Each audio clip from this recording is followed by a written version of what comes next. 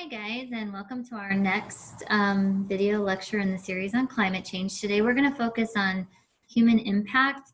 What's happening because of increases in greenhouse gases? What are some of the effects that we're seeing? What changes are we seeing in our planet? Hopefully you have your notes ready to go here. You can have it side by side, however you're doing it. And as always, please remember you can pause me or stop me, rewind me at any point if I'm going too fast. That's the nice thing about this is you can kind of watch at your own pace. All right, so our goal today is to explain how human impacts the global climate and how they can reduce their contribution of greenhouse gases. We're going to be looking mostly on the first part, and then we'll focus on the second part in the next one. At this point, you should have an idea. You saw your carbon footprint, an idea of how much carbon you're putting out there individually from our last assignment. And today we're going to look at, because of the fact that there's such a large population of humans and things like that, what are some changes we're currently seeing in our global climate? So first of all, we've heard this word before, global warming, and it's always one of those words that kind of causes people to have feelings one way or another, but it's simply describing what's happening. It doesn't mean that necessarily it's always going to be warm every single day. That's not what it means. What it means is overall, if we look at global temperatures and we compare them to, say, 50 years ago, we're seeing a rise occur. Those temperatures are creeping up. They're creeping up. Even if it's by 1 or 2 degrees, it has a big impact. Remember, we're looking at big picture, not just our local weather one day. So when we're talking about global warming, we're talking about that it's about when the increase of greenhouse gases causes global temperatures to increase. Okay, that's all we're looking at. We're looking at it global, not like it's going to be hotter necessarily just in Hays, but overall the picture says that the temperatures are going up. And it is the release of greenhouse gases that's causing global warming. We know that it's the greenhouse gases that are keeping the heat next to the earth. But as we build and build more and more greenhouse gases, we're trapping more and more heat. And we're not getting that carbon dioxide out because of things like deforestation and things like that. So over the last 100 years, the amount of released greenhouse gases has increased. And obviously that's for many reasons. One, technology increases. There's more people on the planet, more deforestation and things like that. So there's a lot of various reasons about why this is happening. All right, so this shows you a time lapse of the Earth with CO2, and you can see, guys, that over the last 28 years here, we've seen a big jump in here of carbon dioxide being released. So that's a pretty big jump there. So what are the effects? What is happening because temperatures are rising? Well, one, we're seeing that evaporation rates are increasing. Obviously, guys, think about it. If we boil water, eventually it's going to turn into steam. That's evaporation. So warmer temperatures are increasing how quickly and increasing the amount of water that is evaporating from our oceans. Well, this increases water vapor in the atmosphere. Well, what's the problem with that? Well, water vapor is a greenhouse gas. And so more water vapor means that it magnifies the effects of other greenhouse gases. So it's kind of like we're causing this snowball effect. And as the snowball is rolling down the hill, it's getting bigger and bigger. So we increase evaporation. We put more water vapor in the atmosphere, which is a greenhouse gas, and it's causing to magnify the effects of the others. What we do have data on is that the Arctic is warming twice as fast as the rest of the planet. And you're like, well, why is that a problem? Well, it's leading to sea ice melting. And this is an issue because we're seeing that it's putting more water into the oceans. We talked about, if you look at the water cycle, a lot of our fresh water is trapped in things like ice and down in the ground and things like that. And so warmer temperatures are causing sea ice to melt. Another issue is that ice reflects solar radiation. Ice is white and it reflects it. It makes it bounce back up into the atmosphere. But if you don't have ice, it causes for more heat, solar energy, to be absorbed by the surface of the Earth. And so we're getting more heat that way. This leads to a magnification of the temperature increase created by higher levels of greenhouse gas. So one of the problems we see is that with the sea ice melting, temperatures, because the Earth is absorbing more heat, it's increasing temperatures thanks to higher levels of greenhouse gases. Here you can see what's called the average melting of the sea ice extent, like how far down is it going.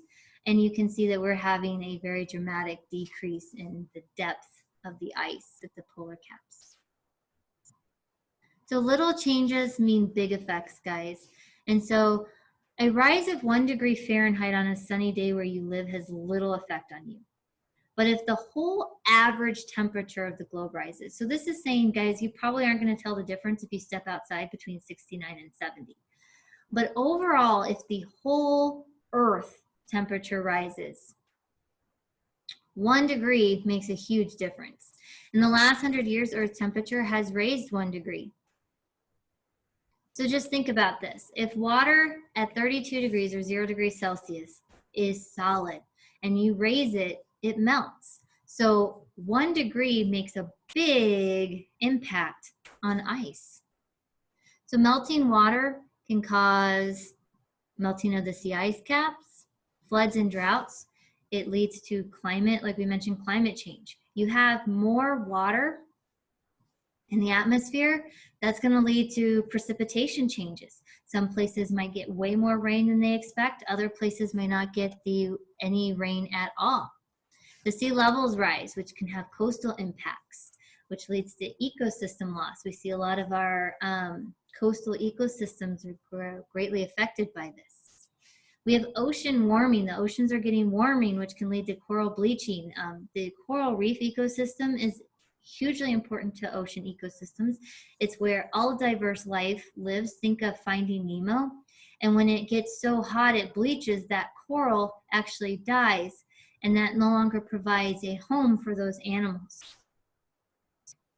We already mentioned ecosystem loss, starvation, things like that if you can't grow plants and things like that. Obviously, because of floods and droughts, that can impact humans. Obviously, once again, it's about balance. Some organisms are going to be better adapted and they're going to survive through this, whereas others are going to die out, and we're going to see that there's going to be a lot of species lost, which would be unfortunate.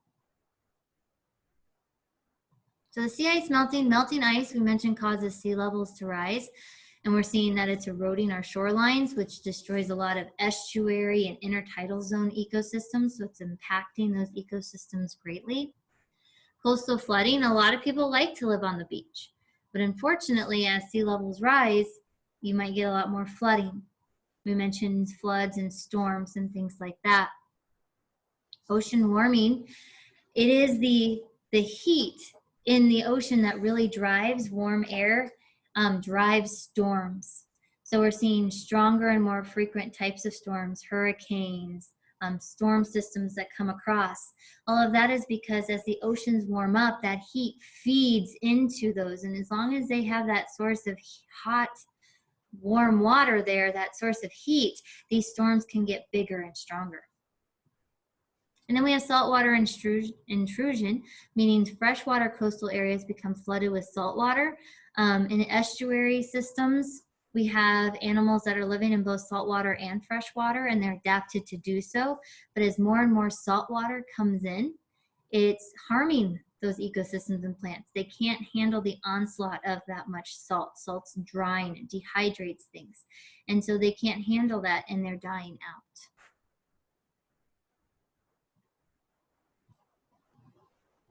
Global warming can change weather patterns. We can have more intense heat waves and droughts that occur where a lot of places that normally count on rain aren't getting it, which can lead then to famine, which affects obviously human populations, lack of food, more forest fires. If it's extremely hot, a lot of the trees become like kindling and lightning happens, and poof, you have entire forests that affect animals and humans, especially those who live near these places.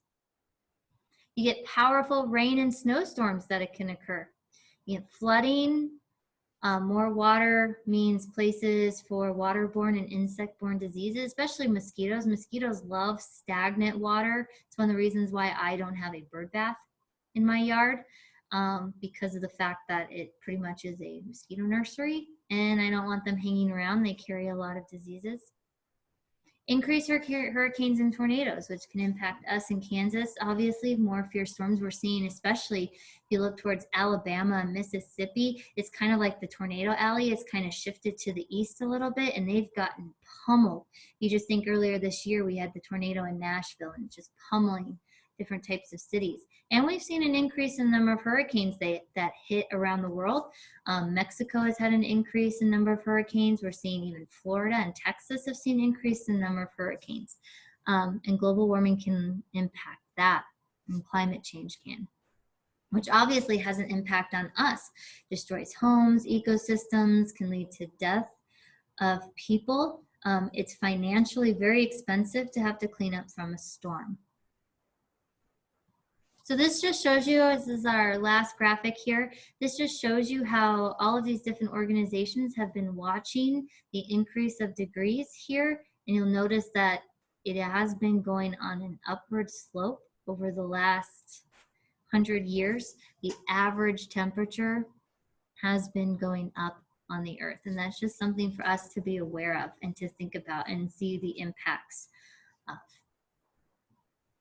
All right, your assignment for today is to head over to Canvas, and you're going to download the NASA Climate Change Online Lab.